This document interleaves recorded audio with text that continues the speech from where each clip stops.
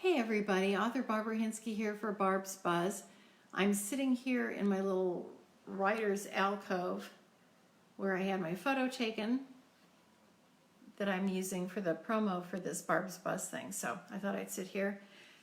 So everyone, whether you're celebrating Easter today or celebrated Passover this week or just celebrating spring and another day being here together, I'm wishing everyone well, whatever you're doing today.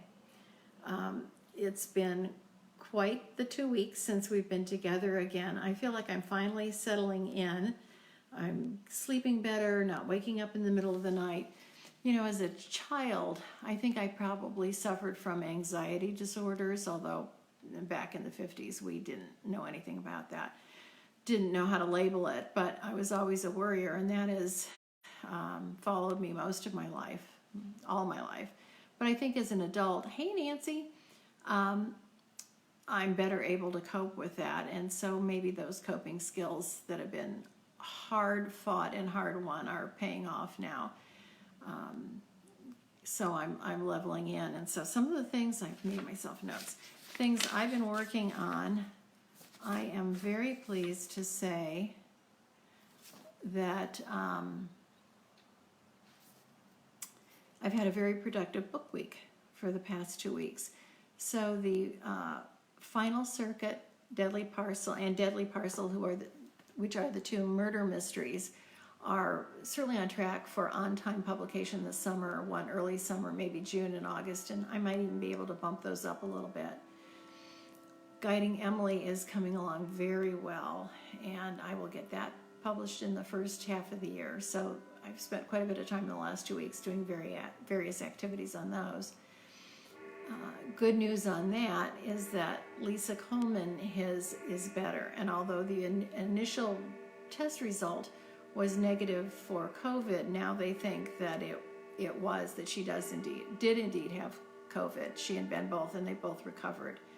So that's important because I love Lisa. She's one of my best friends, and also because she does a lot of the work in terms of getting a book out into the hands of the public. So we're ready to rock and roll on all of that. In the last 2 weeks, I have also been writing up a storm on book 7.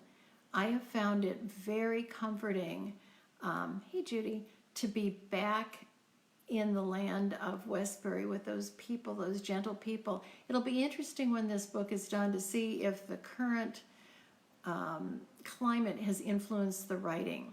I'm not writing about COVID in the book. I think it will take quite a bit of time before writers have enough distance and perspective to really do this whole time period justice. But certainly my need for connection and being with friends and comfort is enhanced, and so I think that shows on the page. One of the fun scenes I wrote this week, a week ago today, was tea at the Savoy Hotel in London.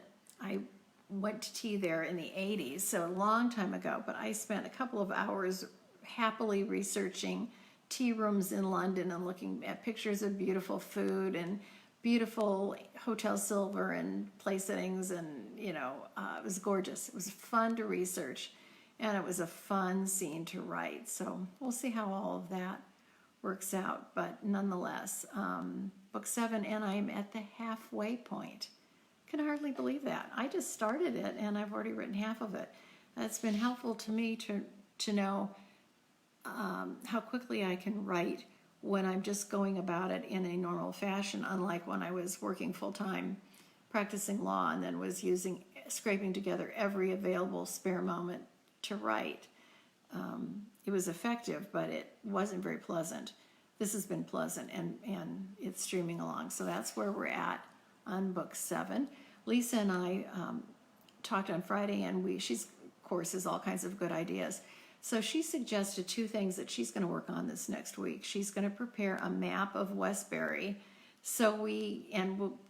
with the idea that we'll put it on the website and put it in the back of all the books if I can, so that people kind of get a good idea of the layout, where everything is. And then we're going to do a cast of characters. to have sort of like a glossary, because I think I've written a lot of characters, and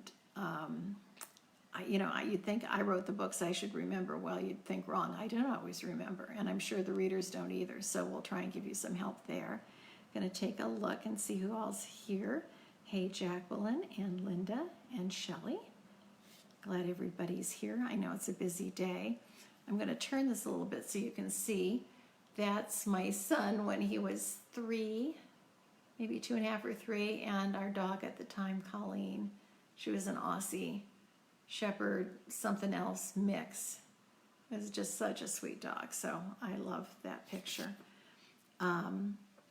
So that's what we're doing. Oh, and I'm going to make a logo for myself, or have someone make me one, so that I can, since I've now got the Rosemont series, the Christmas Club, and these murder mysteries, and Guiding Emily, start of a new series, probably from a business standpoint, I should have something to tie all of them together in addition to my name. So I may send that around to get people's opinions on that. Looking ahead to this week, like a lot of people, I've been cooking a lot. That's been fun. I've been enjoying it. I'm not saying no to anything that I want to cook or eat, and that's not been happy. I finally did what they suggest, and I'm wearing sweats and leggings while I put my jeans on, and I'm like, ugh, all right, time to get serious on a diet. That'll happen in the next week, early next week. I'm doing some cooking, making some favorites this afternoon for Easter, and then I'm going to get started on the diet. And look at this. I'm looking at my picture. I kind of trimmed my own bangs. Okay, not good. Well, we're all learning a lot, aren't we? Things that we're good at and things we're not good at. So I'm going to be dieting. I'm going to be writing up a storm like crazy. Seems like there was something else I was going to do. Oh yeah, I've got to pack away all these bunnies that I've gotten out. I've loved having them here. I always do. But this year in particular, I'm anxious to get the decor put away and turn my sights to other times. Maybe we'll get out of the quarantine soon. Who knows?